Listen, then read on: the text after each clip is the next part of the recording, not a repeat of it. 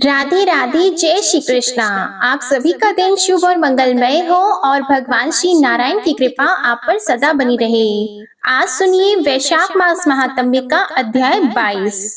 जैमिनी जी कहते हैं, ब्राह्मण की बात सुनकर शबर ने अविनाशी भगवान विष्णु का ध्यान करते हुए कहा, विप्रवर, हमने पहले से भी यह समाचार सुन रखा है कि इस तीर्थ में राजा इंद्रद्युम्न निवास करेंगे। चलिए पर्वत के ऊपर की भूमि पर चलें। ऐसा कहकर शबर ब्राह्मण को उसी मार्ग से गहन वन में ले गया। ऊपर ऊपर चढ़कर शिलाखंडों के कारण ऊंची नीची भूमि पर एक एक मनुष्य के चलने योग्य रास्ता था। वह भी कांटों से भरा होने के कारण अति दुर्गम हो रहा था और वहाँ प्रायः अंधकार छाया रहता था।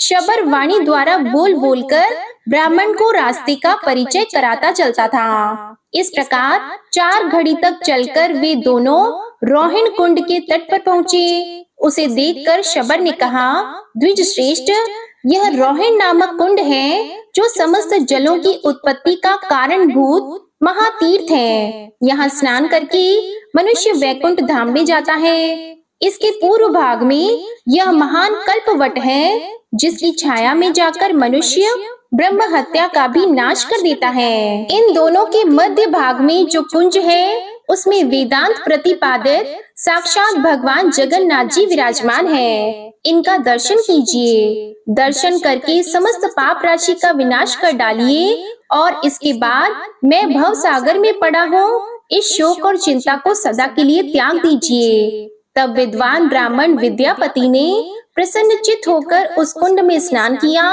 और दूर से ही मन, वाणी एवं मस्तक द्वारा भगवान को प्रणाम करके हर्ष गदगद वचन बोलकर उनकी स्तुति की। प्रभु, आप प्रकृति और पुरुष से सर्वथा अतीत पुरुषोत्तम हैं, सर्वव्यापी एवं परात्पर हैं। इस चराचर जगत को अलग अलग अवस्थाओं में बदलने वाले आप ही हैं। परमार्थ स्वरूप परमेश्वर, आपको नमस्कार है। जिनके चरण कमलों के संयोग से सर्व तीर्थमयी गंगा सब लोगों को पवित्र करती है, उन परम पावन भगवान श्री हरि को नमस्कार है। जिनके अंशभूत आनंद को पाकर संपूर्ण विश्व के प्राणी आनंदमय होकर जीवन धारण करते हैं, समस्त पापों से रहित उन ब्रह्म स्वरूप श्री विष्णु को नमस्कार है। प्रभु, आप निर्मल स्वरूप, कल्याण रूप, सब प्रकार की आसक्तियों से रहित और विश्व साक्षी हैं, आपको नमस्कार है। आपके असंख्य चरण, नेत्र, मस्तक, मुख और भुजाएं हैं।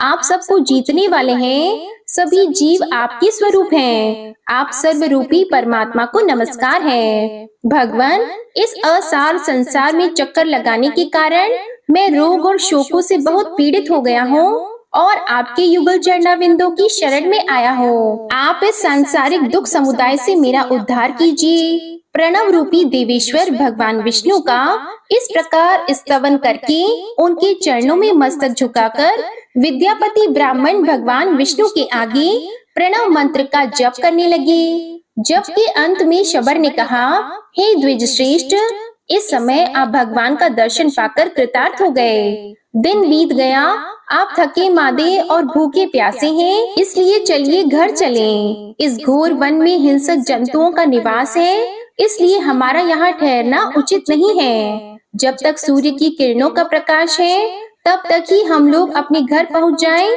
ऐसा कहकर ब्राह्मण के साथ शबर शीघ्रता पूर्वक आश्रम को लौटा।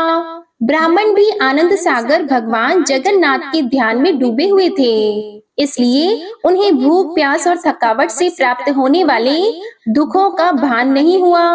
भगवत चिंतन में संलग्न होने से शरीर में उनकी आस्था नहीं रह गई थी। वे शरीर स्थिति से ऊपर उठ चुके थे, इसलिए कंटक राशि से व्याप्त शिलाखंडों के ऊंचे नीचे दुर्गम मार्ग में चलते हुए भी कष्ट का अनुभव नहीं करते थे। घर आने पर शबर ने ब्राह्मण अतिथि को नाना प्रकार के पवित्र दिव्य पदार्थ देकर भली भांति उनका पूजन किया।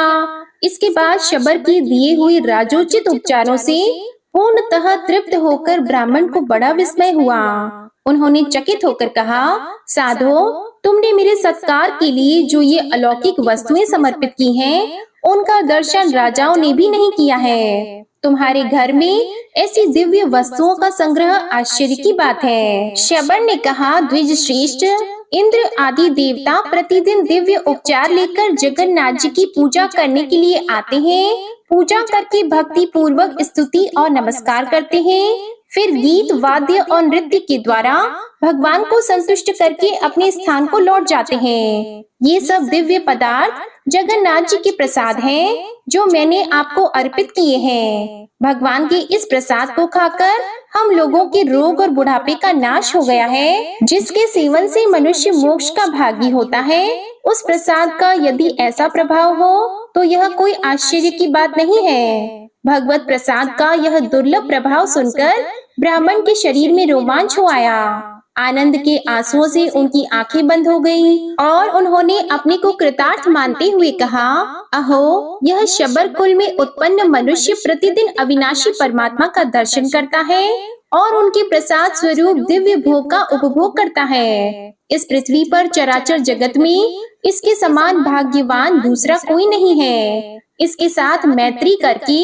मैं भी इस वन में निवास करूंगा। इस प्रकार दीर्घ काल तक विचार करके भगवान श्री विष्णु में मन लगाए रहने वाले उस ब्राह्मण ने शबर से कहा, यदि मुझ पर तुम्हारा अनुग्रह हो तो मैं तुम्हारे साथ मित्रता करूंगा। यह मेरे मन का महान निश्चय है। बड़े भाग्य से तुम्हारे साथ समागम हुआ है।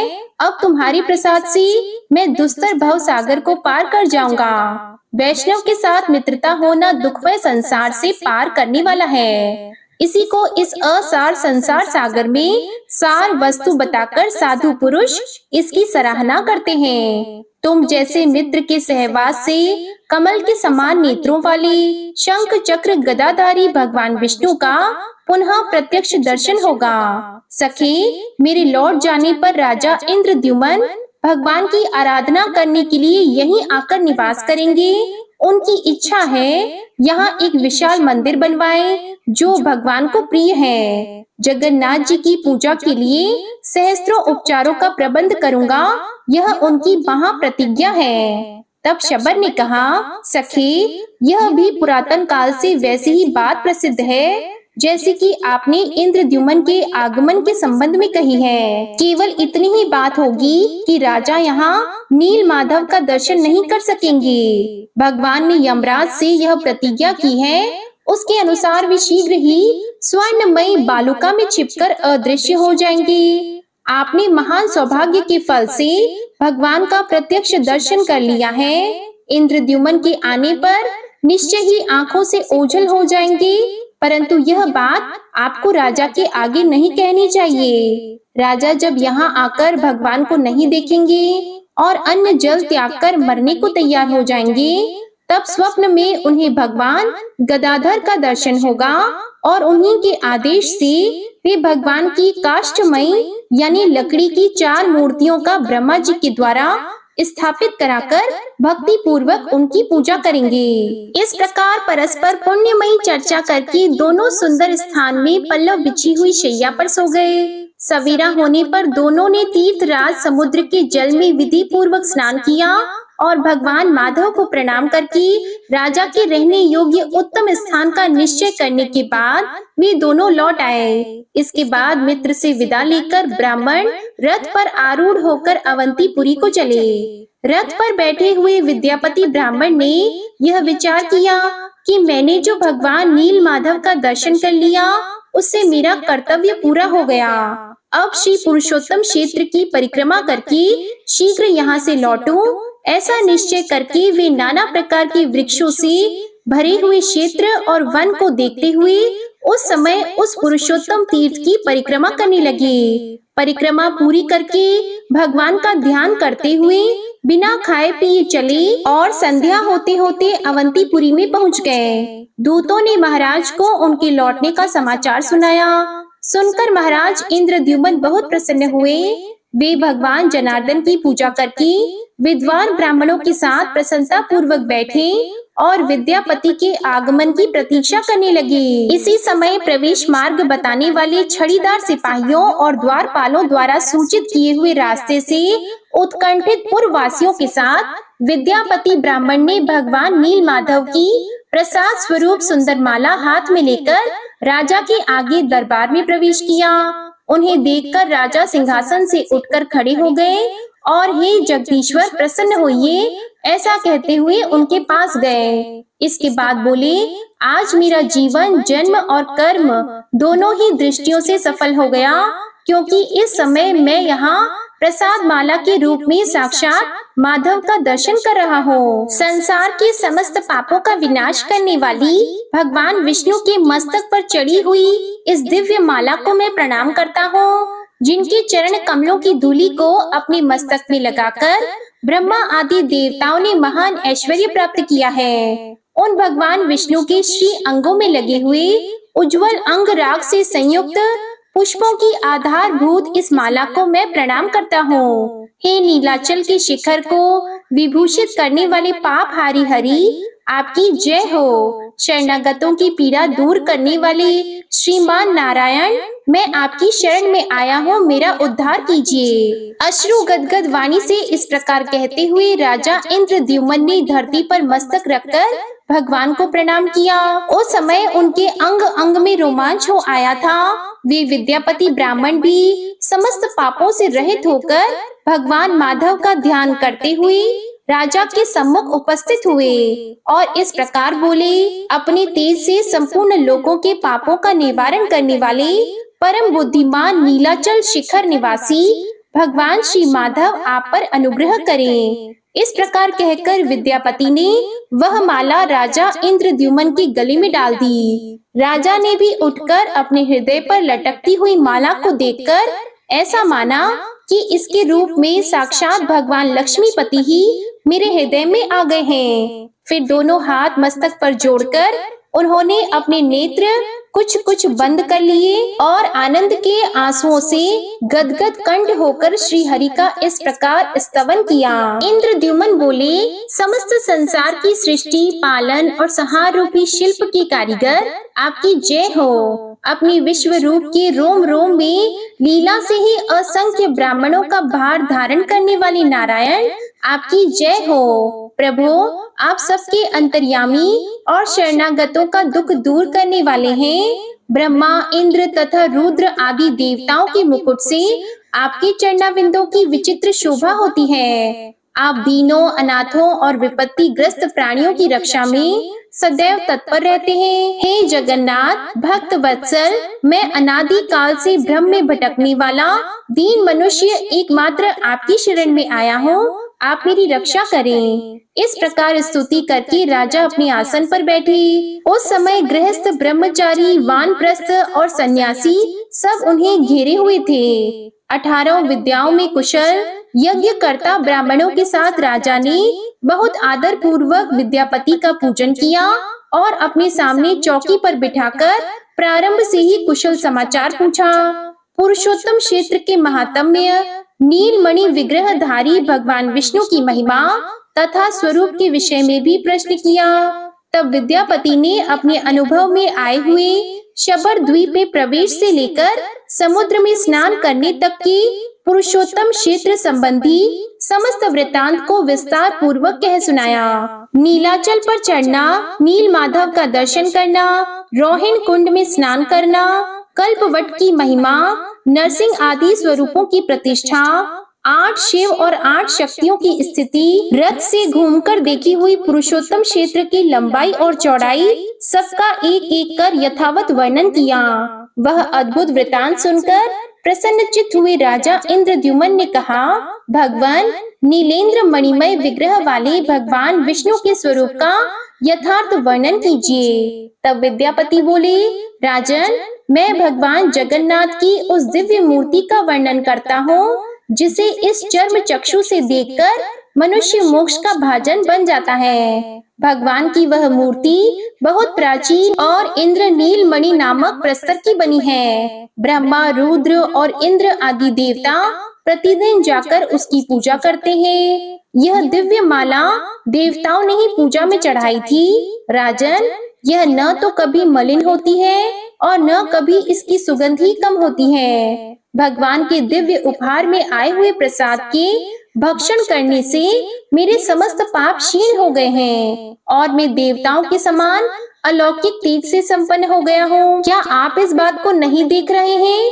महाराज? वहाँ भोग और मोक्ष दोनों एक ही साथ स्थित हैं। बुढ़ापा, रोग और शोक आदि दुखों का वहाँ अत्यंत अभाव है। उस तीर्थ में विकसित नील कमल के समान विशाल नेत्रों वाले साक्षात भगवान जगन्नाथ प्रसन्न वदन से विराजमान है, जो शरणागतों को अमृतमय मोक्ष प्रदान करते हैं। तब इंद्रद्युम्न ने पूछा, हे द्विजश्रेष्ठ, जन्म से लेकर कुछ काल पहले तक तो आप पुरुषोत्तम क्षेत्र में कभी गए ही नहीं थे, फिर आपने वहाँ के दिव्य वृत्तांत को कैसे जान लिया?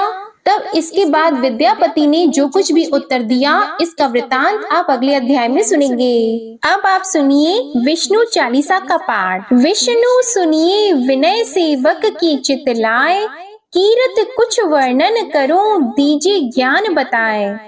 नमो विष्णु भगवान खरारी, कष्ट नशावन अखिल बिहारी। प्रबल जगत में शक्ति तुम्हारी, त्रिभुवन फैल रही उजियारी। सुंदर रूप मनोहर सूरत, सरल स्वभाव मोहनी मूरत।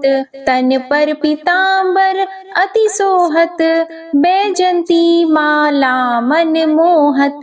शंख चक्र कर गदा विराजे, देखत दैत्य असुर दल भाजे। सत्य धर्म मद लोभन गाजे, काम क्रोध मद लोभन छाजे। संत भक्त सज्जन मन रंजन, धनुज असुर दुष्टन दल गंजन।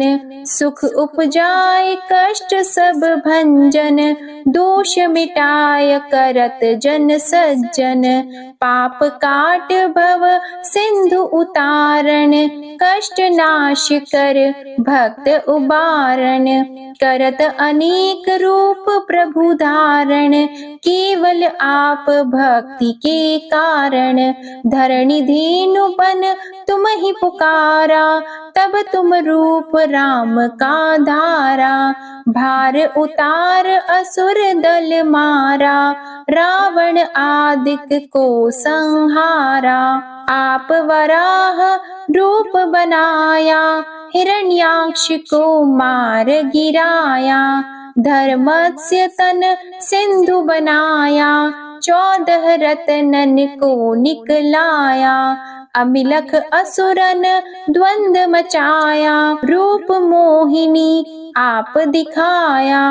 देवों को अमृत पान कराया, असुरन को छवि से बहलाया। कूर्म रूप धर सिंधु मझाया, मंदराचल गिरि तुरत उठाया। शंकर का तुम फंद छुड़ाया, भस्मासुर को रूप दिखाया। वेदन को जब असुर डुबाया, कर प्रबंध उन्हें ढूंढवाया।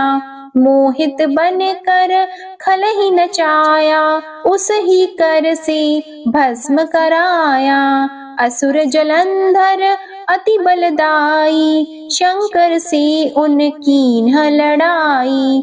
हार पार शिव सकल बनाई, कीन सती से छल खल जाई। सुमिरन कीन तुम्हें शिव रानी, बतलाई सब विपत कहानी। तब तुम बने मुनीश्वर ज्ञानी, वृंदा की सब सुरति भुलानी। देख 3 धनुज शैतानी, वृंदा आए तुम्हें लपटानी। हो स्पर्श धर्म क्षति मानी, हना असुर उर शिव शैतानी। तुमने ध्रुव प्रहलाद उबारे, हिरणाकुश आदिक खल मारे। गणिका और अजामिल तारे, बहुत भक्त भव सिंधु उतारे। हरहु सकल संताप हमारे, कृपा करहु हरि सिरजनहारे। देखहु मैं निज दर्श तुम्हारे, दीप बंधु भक्तन हितकारी। चाहता आपका सेवक दर्शन, करहु दया अपनी मधुसूदन। जानो नहीं योग्य जब पूजन, होय यज्ञ स्तुति अनुमोदन। शील दया संतोष सुलक्षण, विदित नहीं व्रत बोध विलक्षण। करहु आपका किस विधि पूजन, कुमति विलोक होत दुख भीषण। करहु प्रणाम कौन विधि सुमिरन, कौन भांति मैं करहु समर्पण। सुर मुनि करत सदा सेवकाई, हर्षित रहत परम गति पाई। दीन दुखिन पर सदा सहाई, निज जन जान लेव अपनाई। पाप दोष संताप नशाओ, भव बंधन से मुक्त कराओ। सुत संपत्ति दे सुख उपजाओ, निज चरणन का दास बनाओ।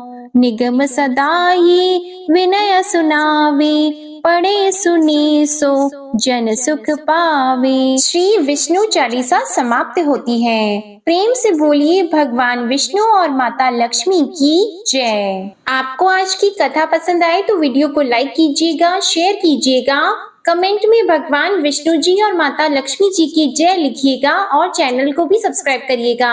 इसी के साथ आज आप हमारे चैनल पर बुधवार व्रत की कथा भी जरूर सुनिएगा।